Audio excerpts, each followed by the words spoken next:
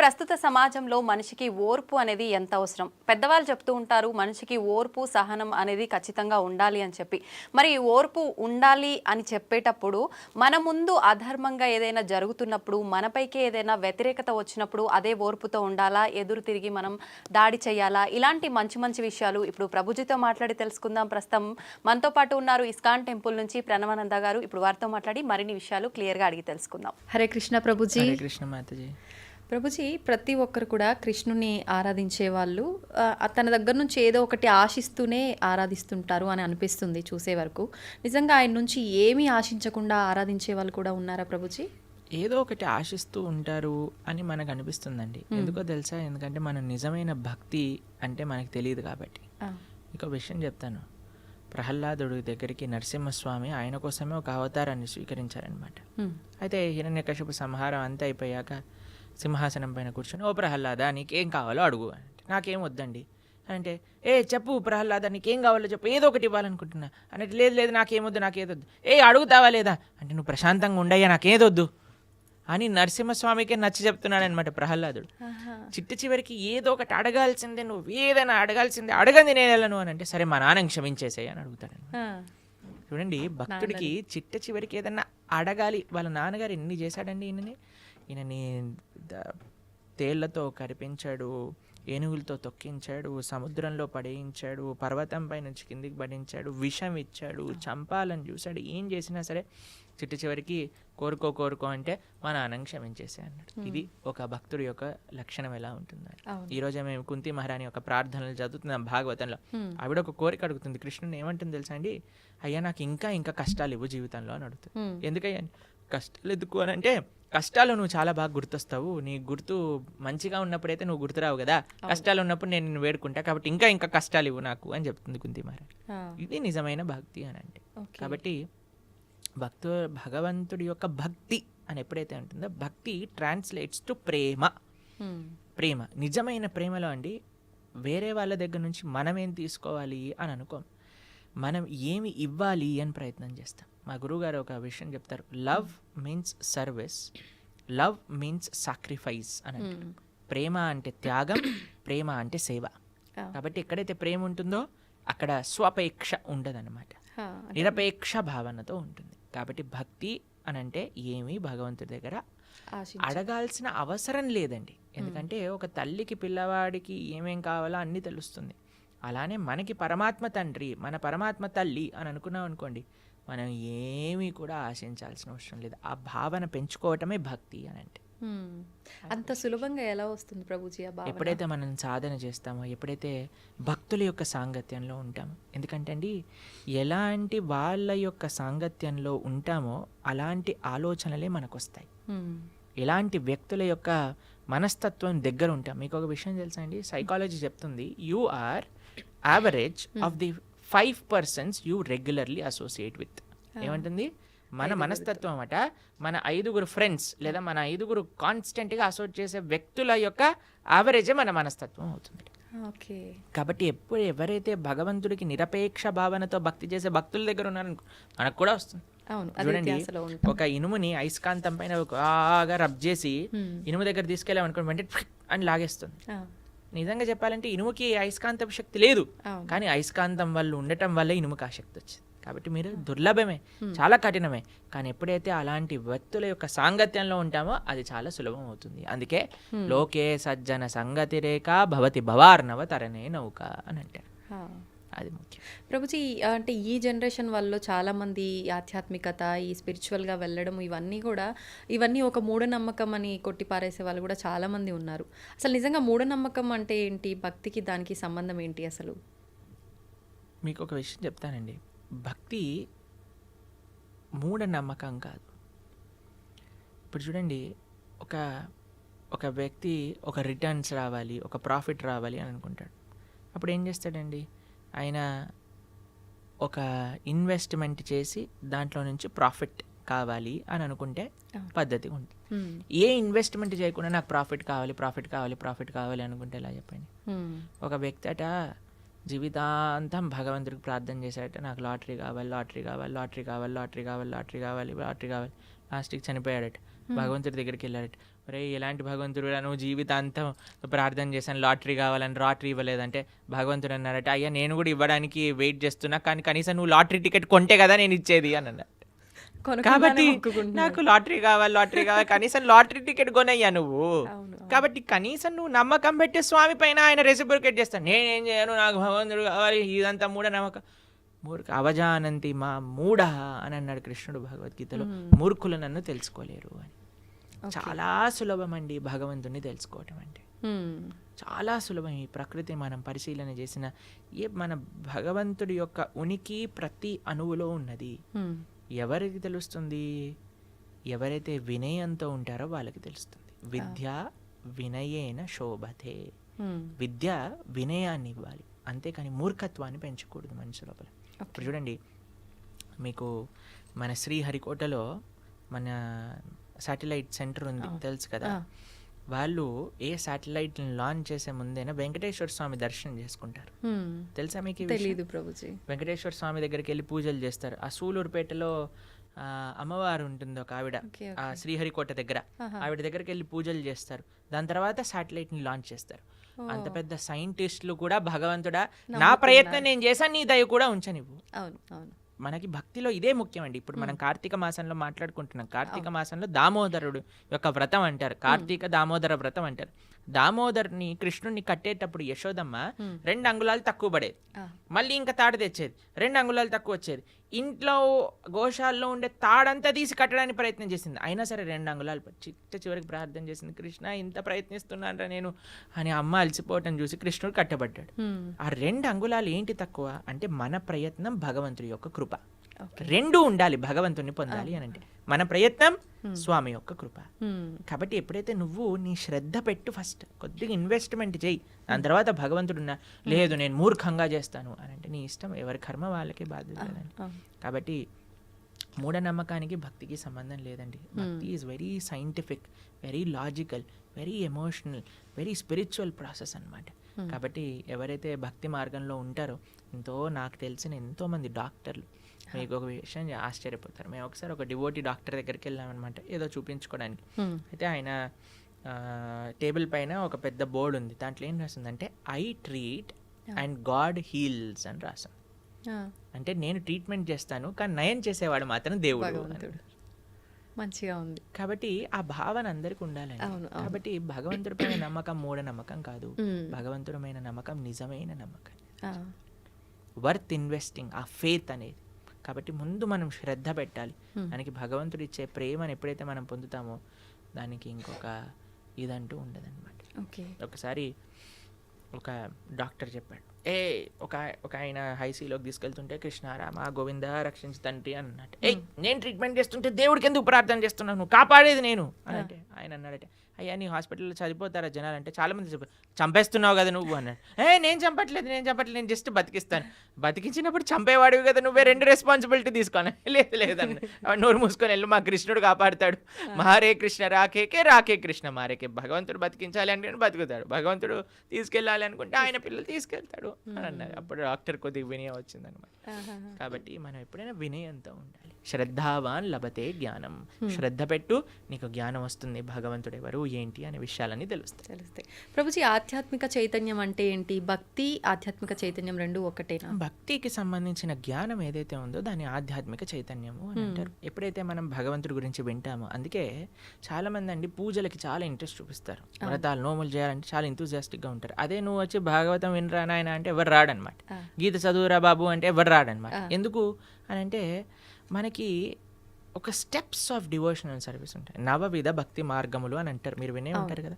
మన ఛానల్లో ఒక ప్రవచనం ఉన్నది 9 భక్తి మార్గాలపైన. అందులో ప్రహ్లాదుడు వాళ్ళ నాన్నగారికి చెప్పినప్పుడు, ప్రహ్లాద హాస్టల్లో ఏం చదువుకున్నావు అని అంటే ప్రహ్లాదుడు అన్నాడు, చదివించి నను గురువులు చదివి తిని సకల శాస్త్రములు చదువులలో మరొమమెల్ల చదివి తిని తండ్రి అని ప్రహ్లాదుడు అన్నాడు అనమాట. అయ్యా నన్ను గురువులు చదివించారు, నేను సకల శాస్త్రములు చదువుకున్నాను, ఆ చదువులలో మర్మము అంటే ఎసెన్స్ ఆఫ్ స్క్రిప్చర్స్ నేను నేర్చుకున్నాను అంటే చాలా ఆనందపడతాడండి హిరణ్యకశిపు.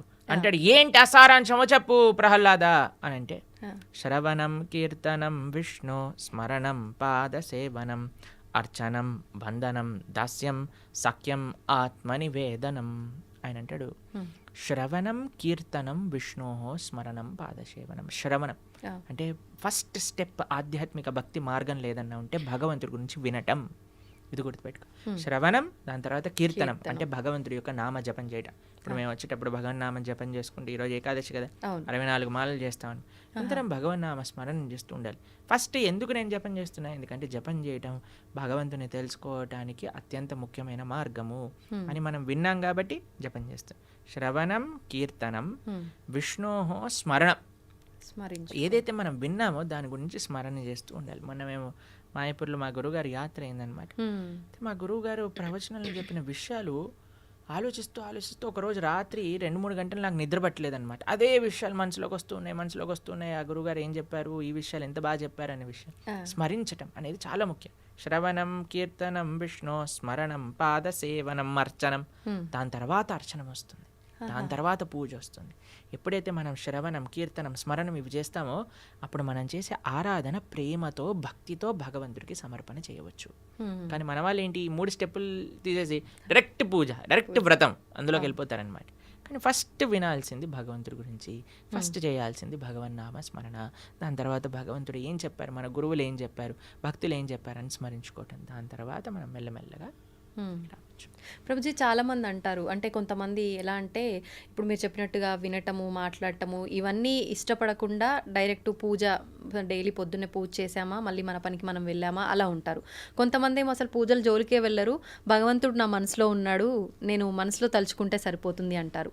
నిజంగా ఎలా చేసినా భగవంతుని అనుగ్రహం పొందొచ్చా? మళ్ళీ దామోదర మాసం అన్నాం కదా, దామోదర లీల గురించి ఒక చిన్న విషయం చెప్తాను. యశోదమ్మ ప్రతిరోజు ప్రొద్దున లేవంగానే పెరుగుతో కవ్వం పెట్టి చిలుకుతుంది అన్నాం. ఎందుకంటే గోపికల యొక్క పని వెన్న తయారు చేయటం, పాలు, నెయ్యి, పెరుగు, వెన్న, ఇదే వాళ్ళ పని. రోజు వెన్న చిలుకుతూ ఉంటుంది. ప్రొద్దున లేచి ప్రతిరోజు అందరు గోపికలు అదే పని చేసేవాళ్ళు. ఏం చేసేవాళ్ళు తెలుసా అండి, కేవలం వెన్న చిలికేవాళ్ళు కాదు, నోటితో కృష్ణుడి గురించి పాడుతూ ఉండేవారు అనమాట. హే కృష్ణ, హే గోపాలక, హే కృపాజననిదే, హే సింధు కన్యాపతే, హే కంసాంతక, హే గజేంద్ర కరుణా పారీణ, హే మాధవ అని భగవంతుడి గురించి పాడుతూ భగవంతుని స్మరిస్తూ ఉండేవారు. అరే కృష్ణుడు ఇంత చిన్న పిల్లవాడైనప్పుడు పూతని సంహరించాడు, దాని తర్వాత తృణావర్తిని సంహరించాడు, అరే బ్రహ్మాండములన్నీ కూడా నోట్లో చూపించారు, ఏంటి కృష్ణుడి యొక్క మాయ, అలా స్మరిస్తూ వాళ్ళు చేసే పని చేస్తుండేవారు. కానీ మనసు మాత్రం కృష్ణుడి పైన ఉండేది, నోటి ద్వారా భగవంతుడి యొక్క నామస్మరణ. కాబట్టి మన డ్యూటీ మనం చేయాలి, మన రెస్పాన్సిబిలిటీస్ మనం చేయాలి. కానీ ఎలా చేయాలి? భగవంతుడి కోసం చేయాలి, భగవంతుడిని స్మరిస్తూ చేయాలి, భగవన్ నామం చెప్తూ చేయాలి. అది ఓకే ప్రభుజీ, ఎలాగో కార్తీక మాసం కదా, ప్రతి ఒక్కరు కూడా అసలు ఎప్పుడు పూజ చేయని వాళ్ళు కూడా ఈ మాసంలో ఆధ్యాత్మికంగా చాలా దగ్గరగా ఉంటారు. ఆలయాలకు వెళ్ళటం కానీ, ఇంట్లో నిత్య దీపారాధనలు కానీ. ప్రత్యేకించి కృష్ణుని ఆరాధించే వాళ్ళు ఏ రకంగా ఆరాధిస్తే ఆయన అనుగ్రహం? కార్తీక మాసంలో దామోదరుడి యొక్క ఆరాధన చాలా విశేషం. కార్తీక మాసం వ్రతాన్ని ఊర్జ వ్రతము అని అంటారు. అంటే మన లోపల తేజస్సుని, శక్తిని, ఆనందాన్ని పెంచే వ్రతం అనమాట. ఎందుకంటే ఇది సాక్షాత్తుగా రాధారాణి యొక్క స్వరూపము అని మా సాంప్రదాయంలో బృందావన కృష్ణ భక్తి మార్గంలో చెప్తూ ఉంటారనమాట. ఎందుకు అని అంటే మీరు చూడండి, ఎప్పుడు కృష్ణుడి పక్కనే రాధారాణి ఉంటుంది. మనం చెప్పటం కూడా రాధే కృష్ణ అని అంటాం, సీతారామ అని అంటాం, లక్ష్మీనారాయణ అంటాం. రాధే కృష్ణ అని అన్నప్పుడు రాధా కృష్ణ. కృష్ణుడు భగవద్గీతలో ఒక విషయం చెప్తారు, మాసాన మార్గశీర్షోహం అని అంటారనమాట. మాసములలో నేను మార్గశీర్ష మాసాన్ని అని అంటాడు. మార్గశీర్ష అంటే డిసెంబర్, డిసెంబర్లో వచ్చే ధనుర్మాసం అని అంటారు చూడండి, అది మార్గశీర్ష మాసం. మార్గశీర్షం ముందు వచ్చేది కార్తీకం. కృష్ణుడు మార్గశీర్షం అయితే రాధారాణి కార్తీకం అనమాట. కాబట్టి కృత్తిక అనేది రాధారాణి యొక్క పేరు అనమాట. కాబట్టి కార్తీక మాసంలో చాలా విశేషం. బృందావనంలో అయితే మీరు అడుగు వేయడానికి కూడా ప్లేస్ ఉండదు. బృందావనం ఊరు బయట వెహికల్స్ అన్ని ఆపేస్తారు, అంత రష్ ఉంటుంది. ఎందుకంటే బృందావనంలో పరిక్రమ, బృందావనంలో దామోదరు యొక్క నేతి దీప సమర్పణ, దామోదర అష్టక పారాయణ, బ్రహ్మముహూర్తంలో లేవటం, స్నానాది కార్యములు ఆచరించడం, ఇవన్నీ చాలా విశేషం అనమాట. ప్రభుజీ, ప్రతి ఒక్కరికి కూడా ఓర్పు అనేది ఉండాలి, సహనం ఉండాలి, ప్రతిదానికి ఆవేశపడకూడదు, ఎదుటివారు ఏదైనా అన్నప్పుడు మనం ఆలోచించి మాట్లాడాలి అని చెప్తూ ఉంటారు పెద్దవాళ్ళు. అసలు ఓర్పు సహనం గురించి భగవద్గీతలో ఏం చెప్పబడి ఉంది? చాలా చాలా విషయాలు భగవద్గీతలో ఓర్పు సహనం గురించి చెప్పారు. అయ్యా, ఏదైనా సరే సమంగా చూడు, అది నష్టమైనా సరే, లాభమైనా సరే, మంచి అయినా సరే, చెడైనా సరే, మానమైనా సరే, అపమానమైనా సరే, తథా మాన అపమానయోహో సమదృష్టి కలిగిన వాడే నిజమైన ధీరుడు, ముని అని చెప్తూ ఉన్నాడనమాట కృష్ణుడు భగవద్గీతలో. ఎందుకంటే అండి మనకి సమత్వం చాలా అవసరం, కంట్రోలింగ్ ద ఎమోషన్స్ అనేది చాలా అవసరం. మీకు ఒక విషయం చెప్తాను, చాలా ఈజీ కాదండి, చెప్పినంత ఈజీ కాదు. దానికి మన లైఫ్ స్టైల్ చేంజ్ చేసుకోవాలి. మనం ఎప్పుడైతే రాజసీకమైన వ్యక్తులతో, వస్తువులతో, ఆహారంతో మనం అసోసియేట్ అవుతామో అప్పుడు అది మనం ఎమోషన్స్ని కంట్రోల్ చేసుకోలేమన్నమాట. ఎప్పుడైతే మనం సాత్వికంగా ఉంటామో, ధార్మికంగా ఉంటామో, మీకు ఎగ్జాంపుల్ చెప్పానో లేదో నాకు తెలీదు. ఒకసారి మేము ఒక స్టూడియో నుంచి వస్తున్నప్పుడు ఒక వ్యక్తి మాతో పాటు నడుస్తూ వస్తున్నప్పుడు ఒక ఆయన పరిగెత్తుకుంటూ ఫాస్ట్గా నడిచేసరికి ఈ వ్యక్తిని భుజాలపైన ఇలా డాష్ అయిందనమాట. కింద పడిపోయాడు. కింద పడిపోయి లేసాడనమాట. లేసేసి నా దగ్గరికి వచ్చి, ప్రభుజీ నేను, అప్పుడు ఆయన మాల వేసుకున్నాడు. అయితే ఆయన చెప్పాడు, ప్రభుజీ నేను మాత్రం మాల వేసుకొని ఉంటే వీడు ముక్కు పలిగేది అని అన్నాడు అనమాట. అయితే అన్న చాలా మంచివాడు అయ్యా, నువ్వు సంవత్సరం పాటు మాల వేసుకొని ఉండు, ఎంతమంది ముక్కులు రక్షింపబడతాయి నువ్వు మాలలో. ఎందుకంటే ఆయన ఏమనుకున్నాడు, అరే నేను ఇప్పుడు మాల వేసుకున్నా, బొట్టు పెట్టుకున్నా, ఇలాంటి వస్త్రాలు వేసుకున్నా, కాబట్టి నేను అనవసరంగా కోపం తెచ్చుకోకూడదు అనే ఒక భావన మనసు లోపల ఉంది. అదే మాల లేకపోయింటే వాడు ముక్కు పలిగిపోయేది, పెద్ద యుద్ధం అక్కడ. సరే, అందుకే ఆధ్యాత్మిక భావన ఎందుకు మనకు కావాలి, ఎందుకు మనం బొట్టు పెట్టుకోవాలి, ఎందుకు మనం మాల వేసుకోవాలి, ఎందుకు మనం సాంప్రదాయంగా ఉండాలంటే ఎప్పుడైతే మనం ఇవన్నీ ఎక్స్టర్నల్ థింగ్స్, చాలామంది అంటారు ఎందుకు ఇవన్నీ అవసరం లేదు, ఇదంతా షో ఆఫ్ అంటారు. కాదండి, ఇవి ఇలా వేసుకున్న వాళ్ళ వల్ల చాలామంది ముక్కులు కాపాడబడుతున్నాయి, చాలామంది బ్రతికి ఆనందంగా ఉంది. ఎందుకంటే మనిషి అంటే ఎమోషనల్ కదా, వెంటనే యాక్ట్ చేయాలనిపిస్తుంది. కానీ ఆధ్యాత్మికత ఏం చేస్తుందో తెలుసా అండి, ఆ మనిషిని ఆలోచింపజేస్తుంది. ఇప్పుడు చూడండి, ఆ వ్యక్తి నడుస్తున్నాడు, వీడు ఏదో త్వరలో ఉన్నాడు కాబట్టి వీడిని డాష్ ఇచ్చి వీడి కింద పడిపోయాడు. వాడు తప్పేమన్నా ఉందా? ఇంటెన్షనల్గా కాదు, ఎవరు చెయ్యరు. కాబట్టి జీవితంలో చాలా ఇలాంటివి ఉంటాయండి. మనం ఆలోచించాం, కానీ ఎవరైతే ఆధ్యాత్మికంగా ఉన్నారో వాళ్ళు ఆలోచిస్తారు. ఆలోచించినప్పుడు ఒక క్షణం ఆగుతారు, ఆగినప్పుడు పరిశీలన చేస్తారు. ఇది మంచిది కాదు అని అనిపిస్తుంది, కానీ ఏమో చూద్దాం, కొన్ని రోజుల తర్వాత మంచి అనిపిస్తుంది. మీకు ఈ కథ చెప్పుంటాను కదా, నేను గుర్రం కథ చెప్పానా మీకు ఒకసారి? లేదు ప్రభుజీ. ఒక వ్యక్తి, ఒక ఆయన ఒక గుర్రం కొనుక్కుంటాడు, డబ్బులన్నీ ఇన్వెస్ట్మెంట్ చేసేసి గుర్రం కొనుక్కుంటాడు అనమాట. గుర్రం కొనుక్కుంటే పక్కింట్లో వాళ్ళందరూ వచ్చారే ఎంత బాగుంది, నువ్వు గుర్రం కొనుక్కున్నావు, ఎంత బాగైంది నీకు అని అంటారు. సరే అని ఆయన అంటాడు, ఏది మంచో ఏది చెడో ఎవరికి తెలుస్తుంది, భగవంతుడికి తెలుస్తుంది కదా. నెక్స్ట్ కొన్ని రోజుల తర్వాత ఈ గుర్రం పారిపోతుంది ఇంట్లోంచి. అందరూ వచ్చి అంటారు, అయ్యో ఎంత చెడైందయ్యా నీకు, గుర్రం పారిపోయింది, నువ్వు డబ్బులన్నీ ఆ గుర్రం పైన ఇన్వెస్ట్ చేసావు, అది వెళ్ళిపోయింది. ఓ 10 రోజుల తర్వాత ఈ గుర్రం 10 గుర్రాలని పట్టుకొస్తుంది అనమాట ఇక్కడికి, వాళ్ళ ఇంటికి. పట్టుకోగానే అబ్బో ఎంత ఆశ్చర్యం, ఎంత మంచిదైంది, నీకు 10 గుర్రాలు పట్టుకొచ్చింది, 10 గుర్రాలు పట్టుకొచ్చిందంట. కొన్ని రోజులకి ఆ పిల్లవాడు ఇలా హార్స్ రైడింగ్ చేస్తూ కింద పడిపోయి కాలు ఇరిగిపోయింది వాళ్ళ పిల్లవాడి. అందరూ వచ్చి అయ్యయ్యో చూసావా ఎంత అన్యాయం జరిగింది నీకు, మీ పిల్లవాడు కాలు పోయింది. ఓ 10 రోజులకి ఆ రాజ్యం పైన యుద్ధం ప్రకటించారనమాట. రాజు అన్నారు, ఎవరైతే 18 ఏళ్ళు పైన ఉన్నారో అందరు పిల్లలు వెళ్ళాల్సిందే, మగ పిల్లలందరూ యుద్ధానికి. అందరిని పట్టుకెళ్ళారు, వీడిని పట్టుకెళ్ళలేదు, ఎందుకంటే వీడి కాలు ఇరిగిపోయింది కాబట్టి. యుద్ధంకి వెళ్ళిన వాళ్ళందరూ చనిపోయారు, వీడు మాత్రం బతుకున్నాడు. ఇప్పుడు చెప్పండి, ఏది మంచి ఏది చెడు ఎలా చెప్తామండి? సమయమే నిర్ధారిస్తుంది, మనకు ఓపిక కావాలంటే. ఈ నమ్మకం ఉండాలి, పరమాత్మ నాకు ఏది చేసినా మంచిగా చేస్తాడు. ఇప్పుడు ఆ తల్లి వచ్చింది అనుకోండి, మీరు ఆడుకుంటున్నారు, రేపు ప్రొద్దున ఎగ్జామ్ ఉంది, ఎంత మీరు ఏది చేసినా సరే ఫోన్ కానీ ఆ ఆట కానీ తీసేసి లోపలికి ఇంకో కావాలంటే ఒక చెంప మీద పీకైనా సరే నేను చదివిస్తుంది. అప్పుడు మనం మా అమ్మ అంత రాక్షసి ఇంకొకటి ఎవరు లేరు, మా అమ్మ నా విలన్ అని అనుకుంటాం. కానీ నిజంగా అమ్మ విలనా? కాదు కదా, కాదు, మన పాలు కోసం.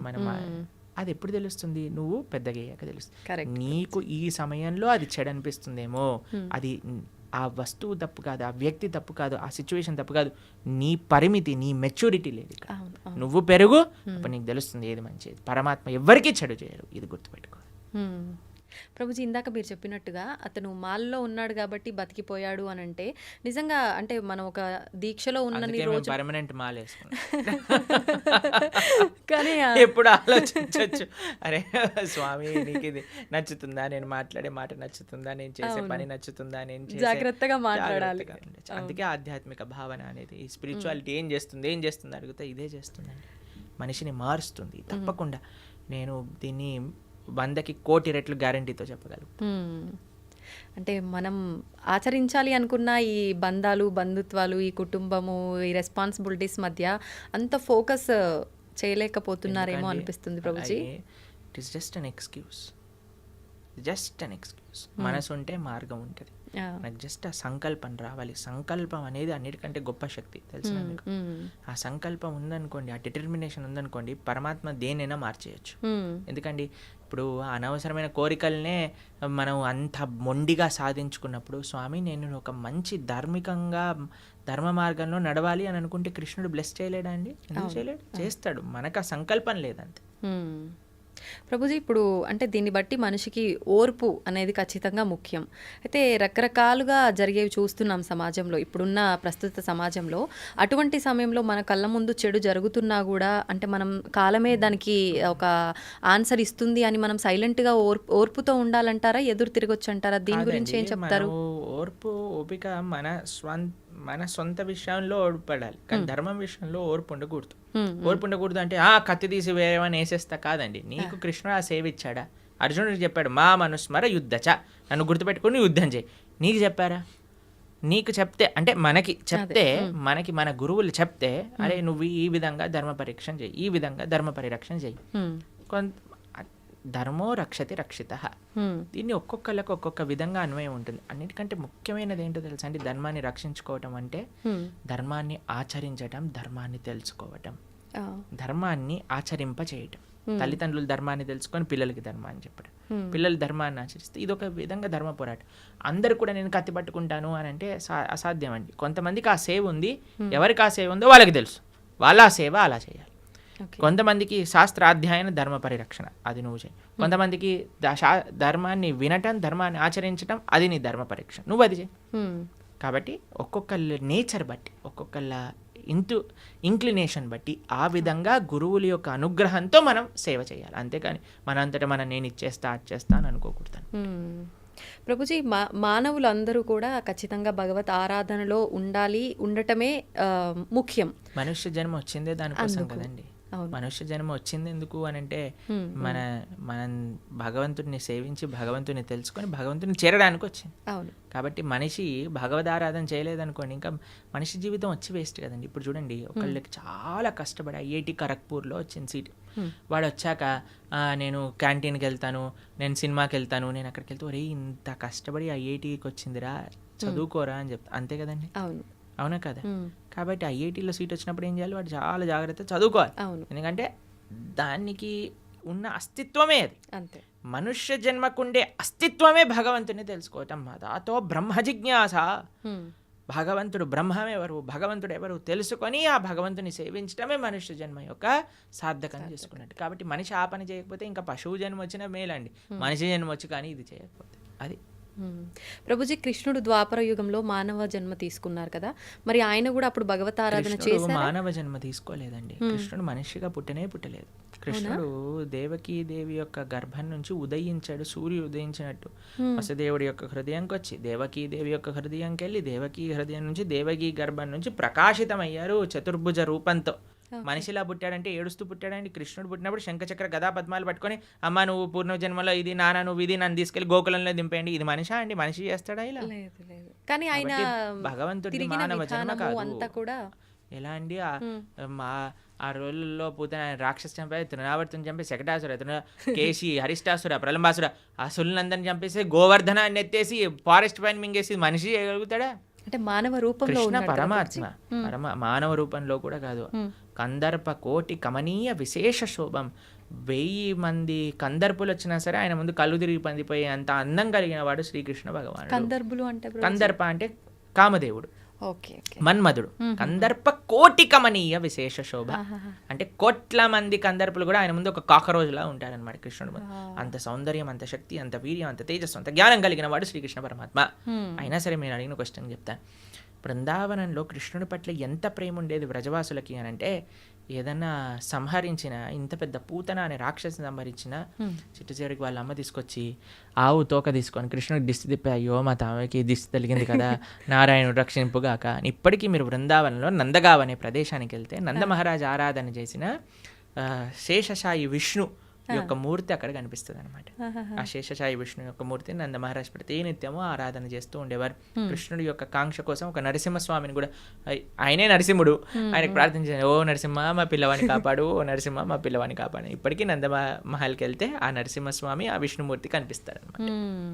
ప్రభుజీ, కృష్ణుడు లీలల విషయానికి వస్తే రకరకాల లీలలు అంటే ఆయన ఒక పర్పస్ మీద అక్కడ జన్మ తీసుకున్నా అక్కడ ఉన్నా కూడా ఈ లీలలన్నీ ఎందుకు అంటే మనకి ఏం తెలియజేయడం కోసం మన చూపించారు? కోసం ఈ లీలలు చేసింది. ఆయనకి పాపం ఆయన చాలా పనులున్నా అన్న వదిలిపెట్టేసుకొని ఇక్కడికి వచ్చాడు. ఎందుకోసం అని అంటే ఇప్పుడు చూడండి, మన పరమాత్మకి ఎంత చాలామంది అడుగుతారు, ఏంటి మీ దేవుడికి ఇన్ని లీలలేంటి, అవతారాలేంటి, మా దేవుడు మాత్రం ఎక్కడో పైన స్వర్గానికి అక్కడ ఉంటాడు, అక్కడ నుంచి అన్ని చూసుకుంటాడు. ఇప్పుడు చూడండి, ఒక వ్యక్తి ఉన్నారు, ఆయన ఇప్పుడు మీకే చెప్తానండి, మనం ఒక సుడిగుండంలో ఒక వ్యక్తి పోతున్నాడు అనుకోండి, కాపాడండి కాపాడండి కాపాడండి అని నడుస్తాం. కానీ మనం వెళ్తామా, వదిలేయండి, ఏదైనా తాడుందా అని ఎత్తుకుతాం. తాడేస్తాను అనుకోండి, తాడేస్తే నేను సేఫ్గా ఉండాలి, వాడు సేఫ్గా ఉండాలి, ఎందుకంటే వాడికి మనకి పెద్ద సంబంధం లేదు కాబట్టి ఏం పర్వాలేదు. ఇప్పుడు మేము మాయాపూర్లో ఉన్నాం అనమాట. మాయాపూర్ నుంచి వస్తున్నాం కోల్కతా, అక్కడ నుంచి ఇక్కడికి వచ్చాం. అయితే అక్కడ ఒక ఆయన చెప్తున్నారు, ఒక డివోటీ వాళ్ళ మాయాపూర్లో గంగా నది ఫ్లడ్స్ వచ్చినప్పుడు ఏమైందట అంటే బోట్ టాపులు అయిపోయింది అనమాట. బోట్ పడిపోయింది, రివర్స్ అయిపోతే ఒక చిన్న పిల్లవాడు నీళ్ళలో పడిపోయాడు, దొరకలేదు. అయితే ఆ పిల్లవాడు పొయ్యాడు, నీళ్ళలో పడిపోయిన మరుక్షణమే వాళ్ళ అమ్మకి హార్ట్ అటాక్ వచ్చి ఆవిడ కూడా పోయింది అనమాట. నా పిల్లవాడు పోయాడు అనే షాక్లో. అంటే అంత ప్రేమ, అంత అటాచ్మెంట్ అనమాట. పరమాత్మ మనం సంసారంలో పడిపోయి ఇబ్బంది పడుతున్నాము అన్న మరుక్షణం ఆయన కూడా సంసారంలోకి దుంకేశాడు అనమాట. ఎందుకు దుంకేశాడు అంటే మనల్ని కాపాడడానికి. ఎలా కాపాడాడు వీడిని అంటే, వీడికి సినిమా చాలా ఇష్టం కదా అని ఆయన కూడా పాపం సినిమాలో హీరోయిన్ లీలలు ఏమంటారు ఆ మూవీ నడిపినట్టుగా ఆయన కూడా అన్ని లీలలు చేశారు. అయ్యో మనుషుడు ఎప్పుడైనా మన లీలలు వింటాడేమో, లీలలు దర్శిస్తాడేమో, లీలలు చూస్తాడేమో, లీలల గురించి అనుభవిస్తాడేమో, అయ్యో లీలల పైన ప్రేమ పెంచుకుంటే, నా నామం పట్ల ప్రేమ పెంచుకుంటే నా దగ్గరకు వచ్చేస్తాడు కదా అని పాప ఆయన అంత ప్రయత్నం చేశాడు. కానీ మన వాళ్ళు భాగవతం చదవరు, వినరు, భగవద్గీత చదవరు, వినరు. ఎంత అన్యాయం చెప్పండి. స్వామి మన కోసం అంత కష్టపడుతున్నప్పుడు మనం ఎంత కష్టపడాలి స్వామి కోసం? అది ప్రభుజీ, అందరూ అంటే మనం ఎవరైతే ఉన్నామో ప్రతి ఒక్కరు కూడా నా బిడ్డలే అని చెప్పి భగవంతుడు అంటుంటారు. అయితే మరి కొంతమంది ఏమో మంచి మార్గంలో వెళ్తుంటారు, కొంతమంది చెడు మార్గంలో వెళ్తుంటారు. అందరము ఆయన బిడ్డలే అయినప్పుడు ఆ మార్గంలో వెళ్ళే వాళ్ళని మంచి మార్గంలోకి తీసుకొచ్చే ప్రయత్నం భగవంతుడు ఎందుకు చేయట్లేదు అంటారు? చేస్తున్నాడు కదండి, ఇంటర్వ్యూ అదే మార్గం. కానీ అందరూ మారట్లేదుగా ప్రభుజీ, కొంతమందిలో మార్పు వస్తుంది. అదే అంటున్నా, పరమాత్మ ఆయన ప్రయత్నం చేస్తున్నాడు. ఇప్పుడు గుర్రాన్ని చెరువు వరకు తీసుకెళ్ళొచ్చు కానీ నీళ్ళు దాయించలేం కదండి. పడుకున్నవాడిని లేపచ్చు కానీ పడుకున్నట్టు నటిస్తున్నవాడిని లేపలేం కదా. పరమాత్మ ఆయన వైపు నుంచి ఆయన ప్రయత్నం చేస్తున్నారు. ఆ పరమాత్మ చేసే, ఇప్పుడు చూడండి ఈ వీడియో ఎవరి దగ్గర వచ్చింది అనుకోండి, బై మిస్టేక్ రావట్లేదండి. పరమాత్మ మన గురించి ఆలోచించాడు కాబట్టి ఏదో ఒక రూపంలో పంపిస్తూ ఉంటాడు. భక్తుల్ని మన దగ్గర పంపించేదే స్వామి అనుగ్రహిస్తే కానీ పంపించడండి.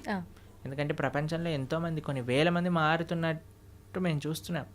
ఎందుకు? కేవలం శ్రవణం వల్ల.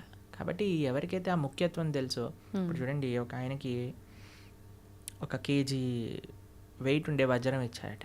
ఆయన ఏమనుకున్నట్టు, బాగానే ఉంది, మా ఇంట్లో ఆ త్రాసు పనిచేయట్లేదు, ఆ కేజీ మాపు చేసే అది లేదని ఈ కేజీ తీసుకొని అక్కడ పెట్టి ఉప్పు పప్పు అన్నీ వే చేసి ఇస్తున్నాడట. అయితే ఒక ఆయన వచ్చిన వాడు చూసాను, అమ్మో 1000 వజ్రం. నేను అన్నాడట, ఒరే ఈ కేజీ మాపు నేను ఇస్తా, ఈ రాయి నాకు ఇచ్చేసే అన్నాడు. సరే ఈ రాయి తీసుకొని నాకు మాపు కావాలని ఆ వజ్రం ఇచ్చేసాడు. వాడు పెట్టుకొని పెద్ద కోట్లు సంపాదించుకున్నాడు. ఎందుకు? వాడికి విలువ తెలియదు. కాబట్టి విలువ తెలియాలండి మనకి. ఆధ్యాత్మిక మార్గం యొక్క విలువ, ఒక సాధు సాంగత్యం యొక్క విలువ, ఒక భాగవత ప్రవచనం యొక్క విలువ, శ్రీకృష్ణ భగవానుడు మనకి చెప్తున్నాడు ఒక విషయం. మనకి ఇంత మనుష్య జన్మలో ఇంతమంది ఎన్నో విషయాలు వింటూ ఉంటే నా దగ్గరికి కృష్ణుడు ఈ విధంగా కృష్ణ భక్తి గురించి చెప్పే విధంగా నాకు తెలిసింది అంటే మనం మారడానికి ప్రయత్నం చేయాలి. అప్పుడు పరమాత్మ యొక్క కృప అనేది ఉంటుంది, లేకపోతే ఉండదు. ప్రభుజీ, ఇలాంటి మాటలు విన్నప్పుడు చాలామంది వెంటనే అరే నిజంగా ఇలా వెళ్తే బాగుంటుంది కదా అని అనుకుంటారు. కొంతమంది ఏమో అక్కడే ఆగిపోతారు వినడం దగ్గరే, కొంతమంది ముందుకెళ్తారు. ఇలా ఆగిపోయిన వాళ్ళు అనుకుంటారు రేపు నుంచి ఈ బ్రహ్మముహూర్తంలో లేవాలట, లేద్దాము, ధ్యానం చేద్దాము, భగవంతుని స్మరణలో ఉందాము అని. కానీ అనుకున్నట్టుగా చేయలేరు, వదిలేస్తుంటారు ఎక్కడికక్కడ. అలాంటి వాళ్ళు నిజంగా నిత్య జీవితంలో ఏ రకంగా కనుక ఫోకస్ చేస్తే బాగుంటుంది అంటారు? అంటే మెయిన్ రీజన్ ఆగిపోవడానికి భక్తుల యొక్క సాంగత్యం లేకపోవటం. ఈ ప్రపంచంలో మనం ఏదైనా మంచి వైపు వెళ్ళాలి అని అంటే చాలా కఠినమైనది. మంచి వైపు వెళ్ళాలి అని అంటే మంచి మనుషుల యొక్క సాంగత్యం కావాలి. అందుకే మనం ప్రతిరోజు ఉదయం పూట ప్రతిరోజు మేము ప్రొద్దున పూట మా భక్తులందరూ కలిసి జూమ్స్లో జపం చేసుకుంటారు. సుమారుగా 500-600 మంది ప్రతిరోజు ప్రొద్దున పూట వస్తారు, జపం చేసుకుంటారు. ప్రతిరోజు క్లాస్ ఉంటుంది. ఈరోజే ఏకాదశి రోజు మేము భాగవతంలో కుంతి మహారాణి యొక్క ప్రార్థనల నుంచి క్లాస్ చెప్పామన్నమాట. కాబట్టి మీరు మంచిగా మరి ప్రణవానంద దాస్ ఛానల్లో మనకి భాగవతం, భగవద్గీత ఇవన్నీ ఉన్నాయి. ఇవన్నీ వింటూ ఉండండి. జపా క్లాసులు ఏవైతే ఉన్నాయో వాటికి వస్తూ ఉండండి. మంచి వ్యక్తుల యొక్క సాంగత్యంలో ఈజీ అయిపోతుంది మంచిగా భక్తి మార్గంలో ముందుకు నడవడానికి. అందుకే లోకే సజ్జన సంగతి రేఖ భవతి భవార్ణవ తరణేన ఒక మంచి వాళ్ళ సాంగత్యమే మనల్ని ఈజీ చేసేస్తుంది. మన సంకల్పం ఉండటం ఒకటి, కానీ ఆ సంకల్పరీత్యా మనము వాటిని మంచి వాళ్ళ యొక్క సాంగత్యంలో యూజ్ చేసుకోవటం అనేది ఇంకా ఇంపార్టెంట్.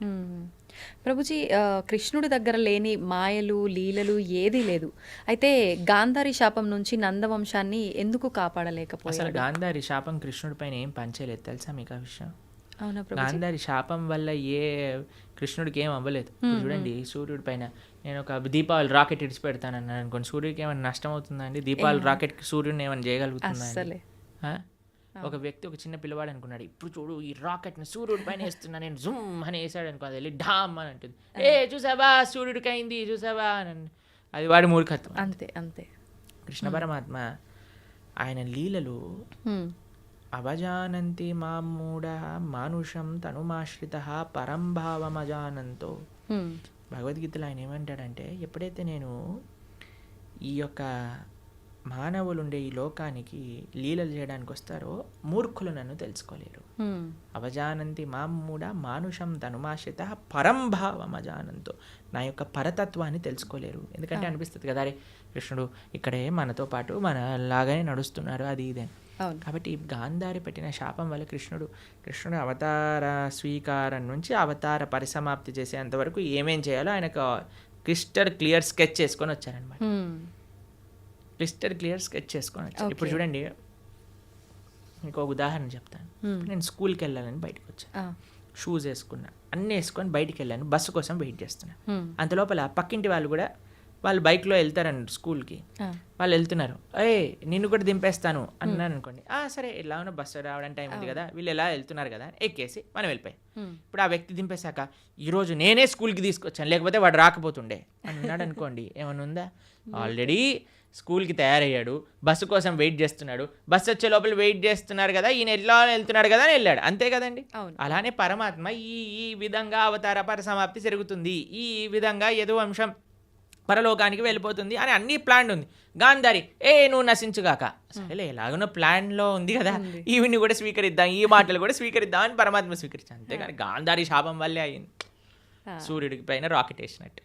ఓకే, మన మూర్ఖత్వమే అవుతుంది. ఓకే ఓకే ప్రభుజీ, శ్రీకృష్ణ తులాభారం గురించి తెలుసు కదా, అయితే తులాభారంలో తులసికి చాలా ప్రాముఖ్యత ఉంటుంది. మరి మన నిత్య జీవితంలో మన మనుషులకి తులసి ప్రాధాన్యత ఏంటి ప్రభుజీ? బృందాయే తులసీ దేవ్యాయే ప్రియాయే కేశవస్య చ విష్ణుభక్తి ప్రదే దేవి సత్యవద్దే నమో నమః. శ్రీకృష్ణ ప్రేయసి, శ్రీకృష్ణకి అత్యంత గొప్ప భక్తురాలు తులసి మహారాణి. మనము చాలా జాగ్రత్తగా తులసి మహారాణి యొక్క ఆరాధన చేయాలి. చాలామంది అనుకుంటారు స్త్రీలు ఒక్కలే ఆరాధన చేయాలి, కాదండి. ప్రతి ఒక్కళ్ళు, పురుషుడైనా స్త్రీ అయినా పిల్లవాడైనా పెద్దవాడైనా వృద్ధుడైనా అందరూ తులసి మహారాణికి ప్రదక్షిణ చేయాలి.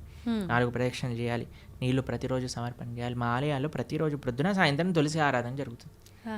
మీరు చూడండి, ఇస్కాన్ టెంపుల్కి వచ్చి ఆ పూజ ఏదైతే భగవంతుడు ఉండే గర్భగృహంలో ఉంటారో అక్కడ తులసీదేవి కూడా ఉంటుంది. తులసీదేవికి వస్త్రాలు వేసి తులసీదేవిని ఆశీర్వదిస్తారు. విగ్రహ రూపంలో కాదు, తులసి కోటకే వస్త్రాలు సమర్పణ చేసి అక్కడ పెడతారనమాట. ఎందుకంటే ఆవిడ సాక్షాత్తుగా కృష్ణుడి యొక్క పరమ భక్తురాలు కాబట్టి. అందుకే కృష్ణుడికి పెట్టే నైవేద్యం, ఏ అభిషేక ద్రవ్యం, నీరు, దేన్నైనా సరే తులసి వేయకుండా సమర్పణ చేయొద్దు భగవంతుడికి. తులసి పెడితేనే స్వామి స్వీకరిస్తారు. తులసి పెట్టిన నైవేద్యం భగవంతుడు స్వీకరించారు, భక్తులు కూడా అలాంటి నైవేద్యాన్ని స్వీకరించారనమాట. కాబట్టి విష్ణు తత్వానికి ఎక్కడైనా సరే నైవేద్యం పెట్టామంటే తులసి పెట్టి మాత్రమే చేయాలి. కాబట్టి తులసి ఆరాధన ముఖ్యంగా కార్తీక మాసంలో ప్రతి నిత్యం కూడా మనం 3 సార్లు నీళ్లు వేసి 4 సార్లు ప్రదక్షిణ చేయాలి. తులసి మహారాణికి దీపం పెట్టాలి తులసి దగ్గర, తప్పనిసరిగా ప్రతి ఒక్కరు చేయాల్సిన పని. ప్రభుజీ తులసిలో కూడా 2-3 రకాల తులసులు ఏ ఉంటుంటాయి తులసి కదా, అయినా ఏదైనా పర్వాలేదు. ఓకే. అయితే ముఖ్యమైన పర్వదినాల్లో తప్ప సాయంకాలం సమయంలో దీపారాధన చేయకూడదు తులసి దగ్గర అని చెప్పి అంటుంటారు ప్రభుజీ. ప్రతిరోజు చేయాలి, ప్రొద్దున రాత్రి భగవంతుడి ఆలయంలో, భగవంతుడి యొక్క పూజా మందిరంలో, తులసి మహారాణి దగ్గర ప్రొద్దున రాత్రి నిత్యము ప్రతిరోజు చేయాలి దీపారాధన. ఓకే. ప్రభుజీ కృష్ణుడి విషయానికి వస్తే గోపికలతో రాసలీలలు ఆడుతుంటాడు బృందావనంలో అని చెప్పి అంటుంటారు. అయితే దాన్ని తప్పుగా కూడా భావించకూడదు అని అంటుంటారు. మరి ఈ కామక్రీడకు క్రీడకు తేడా ఏంటి? అసలు అది కామక్రీడ అని భావించొద్దంటారా? అసలు రాసలీల అంటే ఏంటి, అసలు కామం అంటే ఏంటి, ఇవన్నీ తెలుసుకోవాలి ఫస్ట్. ఇప్పుడు చూడండి, కృష్ణుడు రాసలీల చేసినప్పుడు ఆయన వయసు ఎంతో తెలుసా అండి? 6 సంవత్సరాలు. చిన్న పిల్లడు. 6 సంవత్సరాల పిల్లలు అమ్మాయిలు అబ్బాయిలు అందరూ కలిసి ఆడుకుంటున్నారు అనుకోండి, మీరు ఏమంటారు? ఏ దూరం జరుగు, అమ్మాయి దగ్గర ఆడద్దు అని అంటారా మీరు ఎప్పుడైనా? లేదు. మీరు ఎప్పుడైనా అలా చేశారా మీ పిల్లలతో? ఎప్పుడైనా అందరు చిన్న చిన్న పిల్లలు అందరూ కలిసి ఆడుకుంటున్నారు అనుకోండి, ఎప్పుడైనా డిఫరెన్షియేషన్ చూస్తామని? 6-7 సంవత్సరాల వయసు ఉన్న పిల్లవాడండి రాసక్రీడ జరిగినప్పుడు, తెలిసినా మీకు? ఇంకో విషయం చెప్తాను. గోపికలు అంటే ఎవరు? గోపికలు అంటే స్త్రీ, కృష్ణుడు అంటే పురుషుడు కాదండి. కృష్ణుడు యొక్క శక్తియే గోపిక. కృష్ణుడి యొక్క హ్లాదిని శక్తి యొక్క స్వరూపములే గోపికలన్నీ కూడా, శ్రీమతి రాధారాణి కూడా. కృష్ణుడే సాక్షాత్ ఒక పిల్లవాడు. ఇప్పుడు నేను అద్దంలో చూసుకుంటానండి, అద్దంలో చూసుకుంటూ నేను ఇలా అనుకోండి, అద్దం పైన ప్రభుజీ ఎంత ధైర్యం, మా ప్రభుజీని కొడతావా అని అంటారా మీరు? అదే నీ ఇష్టం, ఇక నీ అద్దం నీ రిఫ్లెక్షన్ ఏదైనా చేసుకో, నువ్వు ఎంత ముద్దు వస్తున్నావా, నువ్వు రాసి ఒకటైనా పెట్టు, ఏదైనా చేసుకో, అది నువ్వు నీ రిఫ్లెక్షన్, అంతే కదండి. అంతే. కృష్ణుడు ఏ తత్వమో గోపికలది అదే తత్వం. ఆయన యొక్క హ్లాదిని శక్తి స్వరూపములే గోపికలు, దాంట్లో వేరేది ఏ విషయం కాదండి. ఇప్పుడు రాస నృత్యం అంటే ఏంటి అనుకుంటున్నారు? అదొక నృత్యం, ఆనంద స్వరూపం. అది ఒక స్త్రీ పురుషుని మధ్యలో జరిగే, మీరు అంటున్నారు కదా, ఏదో భౌతికమైన సంబంధం కాదండి. అది సాక్షాత్తుగా ఒక జీవాత్మ పరమాత్మ కలిసినప్పుడు పొందే ఆనందాన్ని రాసలీల అని అంటారు. రాసలీల శుకదేవుడికి అన్నిటికంటే ఫేవరెట్ పాస్ టైం భాగవతంలో. శుకదేవుడు ఎవరో తెలుసా అండి? శుక మహర్షి. ఆయన పుడుతూనే తల్లి గర్భం నుంచి నడుచుకుంటూ వెళ్ళిపోయాడు. ఎలాంటి వైరాగ్యం కలిగిన వాడు అని అంటే, ఆయన స్త్రీలు స్నానం చేస్తున్న సరస్సు పక్క నుంచి వెళ్తే స్త్రీలందరూ బిందాస్గా స్నానం చేస్తున్నారనమాట, వస్త్రాలు కూడా కప్పుకోలేదు. వ్యాసుల వారు అడుగుతారు, అయ్యా ఏంటి మీరు అని అంటే, ఆయనకండి స్త్రీ పురుష భేదమే లేదు, ఆయన అంతా ఆత్మజ్ఞాన తత్వంలో రమించేవాడు, కాబట్టి మాకు ఆయన డిఫరెన్సియేషనే తెలియలేదు. ఎందుకంటే స్త్రీకి చాలా తొందరగా పురుషుడి దగ్గర ఏదైనా చెడు భావన ఉంటే కనిపట్టేయచ్చండి. కానీ ఆ స్త్రీలు అంత వైరాగ్యం కలిగిన శుక మహర్షి ఏంటో తెలుసా అండి? ఆవు పాలు పితికినంత సమయం కంటే ఎక్కువ ఒక ప్రదేశంలో ఉండలేరు, అంత వైరాగ్యం కలిగిన వ్యక్తి. ఆయనకి ఫేవరెట్ లీల రాసలీల. అంటే అంత వైరాగ్యం కలిగిన వ్యక్తి ఒక భౌతికమైన గర్ల్ ఫ్రెండ్ బాయ్ ఫ్రెండ్ విషయాలు మాట్లాడతారా అండి? అది కూడా ఎవరి ముందు? పరీక్షిత్ నరేంద్రుని ముందు. వేలాది మంది ఋషులు యోగులు మునులు కూర్చొని శ్రవణం చేస్తున్న ఒక సభలో. కాబట్టి మనం రాసలి భగవంతుడి యొక్క తత్వాన్ని కమెంట్ చేయటం కంటే ముందు అసలు ఏంటి ఆ తత్వము అని చదువుకోవాలి. అందుకే మీ అందరికీ నేను చెప్పేది ఏంటంటే, భాగవతం వినండి, భాగవతం చదవండి. మన ఛానల్లో ప్రణవానంద దాస్ అనే ఛానల్లో 47 లెక్చర్లు శ్రీమద్ భాగవతం, కేవలం 47 గంటలు మీరు ఇస్తే కృష్ణుడి యొక్క పరిపూర్ణ తత్వం అనేది మనం అర్థమవుతుంది. అది మాత్రం మిస్ చేయకుండా చూడండి. కృష్ణతత్వం గురించి, మన సనాతన ధర్మం గురించి మొత్తం అర్థమవుతుంది. ఫస్ట్ నుంచి లాస్ట్ వరకు వినండి, మొత్తం క్లారిఫై అవుతుంది. ప్రభుజీ వైరాగ్యం అన్నారు కదా, చాలామంది వాళ్ళ లైఫ్లో కూడా అన్ని కష్టాల నుంచి తట్టుకోలేక ఇబ్బందులు పడి దాని నుంచి బయటికి రాలేక వైరాగ్యం చెందుతుంటారు. ఇంకా లైఫ్ వద్దు, ఎందుకు ఈ ఫ్యామిలీ లైఫ్, రకరకాలుగా. అలాంటి వైరాగ్యం నుంచి కొంతమంది డివోషనల్గా ఎక్కువ కనెక్ట్ అవుతుంటారు భగవంతుడికి. నిజంగా అది వైరాగ్యం వల్ల వచ్చిన భక్తి నిజమైన భక్తి అంటారు. ఈరోజే ఒకళ్ళు చెప్తున్నారు, ప్రభుజీ ఈ కష్టం వచ్చి ఉంటే నేను భక్తి మార్గంలోకి రాకపోయి ఉండేదాన్ని అని అంటున్నారు అనమాట. కాబట్టి కొన్నిసార్లు కష్టాలు కూడా మనం భగవంతుడి వైపు పంపిస్తూ ఉంటాయి, ఆనందం కూడా తీసుకెళ్తూ ఉంటుంది, కష్టం కూడా. ఏదైతే మనం భగవంతుడి వైపు తీసుకెళ్తుందో అది నిజమైన. మరి భక్తికి వైరాగ్యం అవసరమా అంటే అవసరం, కానీ వైరాగ్యమే భక్తి కాదు. ఇప్పుడు మన ఈ స్టూడియోకి రావాలి అంటే ఆ డోర్ ఓపెన్ చేయాలి. వైరాగ్యం అనేది డోర్ లాంటిది, అందులోపల నుంచి ప్రవేశిస్తే భక్తి మార్గం లోపలికి రాగలుగుతాం అనమాట. కాబట్టి వైరాగ్యం కావాలి. వైరాగ్య విద్య నిజభక్తి యోగ శ్రీ చైతన్య మహాప్రభు యొక్క ఉపదేశములలో వైరాగ్యము అని అంటే ఏదో ఫల్గు వైరాగ్యము కాదండి, నిజమైన వైరాగ్యం మనకు కావాలి. యుక్త వైరాగ్యము అని అంటారు. ఫల్గు వైరాగ్యము అని అంటే, ఇప్పుడు చూడండి, శ్మశాన వైరాగ్యము అని అంటారు, ప్రసమ వైరాగ్యము అని. ఇదంటే ఎలా అంటే ఇప్పుడు చూడండి, శ్మశానంలో ఎవరైనా కాలిపోతున్నారనుకో, మనది కూడా అదే గతి కదా. ఇంటికి వచ్చాక ఏం చేసావు అంటే, ఇడ్లీ వద్దు నాకు పెసరట్టు కావాలి. ఏం వైరాగ్యం అండి, పోయేవాడికి ఇడ్లీ తిన్నా సాంబార్ తిన్నా ఒకటే కదండి. రెండోది ఏమనుకుంటుందట అంటే, ఎవరైనా ప్రసవ వేదన ఊ అని అరుస్తున్నప్పుడు, అమ్మో నేను మాత్రం పిల్లల్ని కానీ ఇంత నొప్పి నేను భరించలేను. మళ్ళీ పెళ్లి చేసుకోగానే ఒక పిల్లోడు, రెండో పిల్లోడు, మూడో పిల్ల, నాకు కూతురు కావాలి, నాకు ఇంకో అలాంటివి అనమాట. అలాంటి వైరాగ్యం పనికిరాదు. వైరాగ్యం అంటే ఏంటి, నా దగ్గర ఉన్నదంతా కూడా భగవత్ సేవలో ఉపయోగిస్తా, యుక్త వైరాగ్యము. ఇప్పుడు మీకు ఒక విషయం చెప్తాను. నేను ఇలా వెళ్తున్నాను అనుకోండి, ఒక పర్స్ పడిపోయింది అనుకోండి, అమ్మయ్య దేవుడు నాకు ఈ విధంగా కరుణించాడు, డబ్బులు నాకు ఇచ్చాడని తీసుకోవటం ఒక విధి. రెండవది ఏంటి, అయ్యో నాది కాదు కదా వదిలేస్తాను, నేను ముందుకెళ్ళిపోతాను, ఇంకో విధి. లేదు మూడు, అరే పర్స్ పడింది విజిత గారు ఎవరిదేనా అంటే అయిందే అండి ఇచ్చేయటం మూడో విధి. ఏది మంచిది అంటారు ఈ మూడిట్లో? అడిగి ఎవరిది అని ఇవ్వటమే. అంతే కదండి, దాన్ని యుక్త వైరాగ్యం అంటారు. ప్రతి ఒక్కటి తీసుకో, ఎవరికి చెందాల్సిందో వాడికి చెందించు. ఈ ప్రపంచంలో ఉన్నదంతా కృష్ణుడికి చెందిందే కాబట్టి ఆయనకి సమర్పణ చెయ్యి. అది నిజమైన వైరాగ్యం, నిజమైన భక్తి అని అంటే. నీ కోసం నువ్వు వాడుకోకు, పరమాత్మ కోసం ఉపయోగించు, దేశం కోసం ఉపయోగించు, ధర్మం కోసం ఉపయోగించు, భాగవతోత్తముల కోసం ఉపయోగించు, భగవంతుడి కోసం ఉపయోగించు. అది వైరాగ్యం. ప్రభుజీ, భగవంతుని ఆరాధించాలంటే భక్తి ఒకటే ప్రధానమా, శరీరం కూడా శుచిగా ఉండాలి అంటుంటారు. నిజంగా శరీరం శుచిగా ఉండటం అంటే ఏంటి? మీరు అన్నారనుకోండి, ప్రభుజీ మా పిల్లల్ని స్కూల్కి పంపిస్తాను కానీ యూనిఫామ్ అయ్యాను, యూనిఫామ్తో ఏం సంబంధం ఉండండి, వాళ్ళకి చదువుకోవడం కావాలి, వాళ్ళు చదువుకోవాలని ఇచ్చి ఉందంటే స్కూల్ వాళ్ళు ఎలా చేస్తారండి? ఏమంటారు, ఫస్ట్ యూనిఫామ్ వేసుకొని రా, అంతే కదండి. అవునా కదా, స్కూల్ షూస్ పైన మొత్తం బురద జల్లి పంపించి, బురద ఉంటే ఏంటి, నువ్వు చదువు చెప్పు, ఆయన చదువు నేర్చుకోవడానికి వచ్చావు, నువ్వు చదువు చెప్పడానికి వచ్చావు, షూ బూట్ ఇవన్నీ అంటావేంటి అని అంటారా మీరు? ఏమంటారా, అమ్మ టీసీ ఇస్తాను తీసుకెళ్ళు, మీ పిల్లల్ని వేరే స్కూల్లో జాయిన్ చేయించు అని అంటారు. అంతేనండి. గోర్లు ఎందుకు కట్ చేసుకోవాలండి, గోర్లకి చదువుకి ఏం పని ఉంది అంటే, మా స్కూల్లో పీటీ సార్ ఉంటే వాడు పెద్ద కర్ర పట్టుకొని పాట్ అని కొట్టేవాడు, గోర్లు పెరిగాయండి. అందరు పీటీ పీరియడ్ ముందు అందరు పళ్ళతో మొత్తం పడేసేసేవాళ్ళు అనమాట, హడలు వచ్చేసేది అనమాట. వామ్మో పీటీ ఈరోజు థర్స్డేనా అని అందరు హడలిపోతుండేవారు అనమాట. మీరు తినారా ప్రభుజీ అట్లా దెబ్బలు? అంటే గోర్లతో కొరికేసాం అనమాట.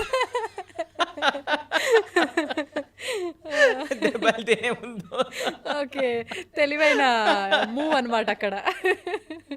అయితే భక్తికి చాలా మంది అడుగుతారు, ఈ శుచి ఏంటి, స్నానం చేయటం ఏంటి, ఇదంతా మూర్ఖత్వం, వీళ్ళంతా చాదస్తం, పైత్యం అని అంటూ ఉంటారు. కాదండి, మీకు భక్తి హృదయంలో ఉండాలి అని అంటే దాన్ని ఎక్స్టర్నల్గా కొన్ని రూల్స్ అండ్ రెగ్యులేషన్స్ పాటించాలి.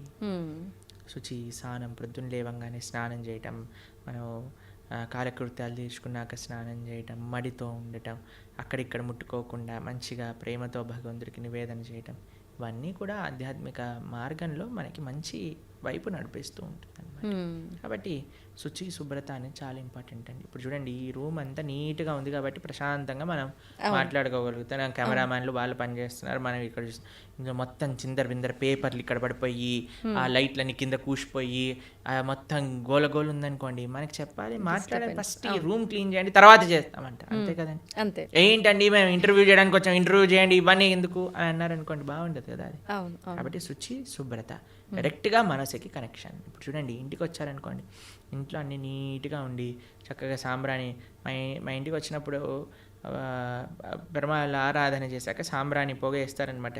అప్పుడు ఆ ఆధ్యాత్మిక గుడికి వచ్చిన వాతావరణంలో లాగా ఉంటుందన్నమాట. అంతేగాని అన్ని చిందరబందర చేసి అందరు ఇలా పడిపోయి కూర్చున్నారు అనుకోండి, అప్పో ఎందుకు వచ్చాను రా బాబు, ఎక్కడికైనా వెళ్ళిపోతే బాగుండు అనిపిస్తుంది. కాబట్టి మనకి మనసుకి బాహ్యమైన శుచి, శుభ్రత వీటికి కనెక్షన్ ఉంది. కాబట్టి దాన్ని జాగ్రత్తగా తెలుసుకొని మనం శుచి, శుభ్రత పాటించాలి.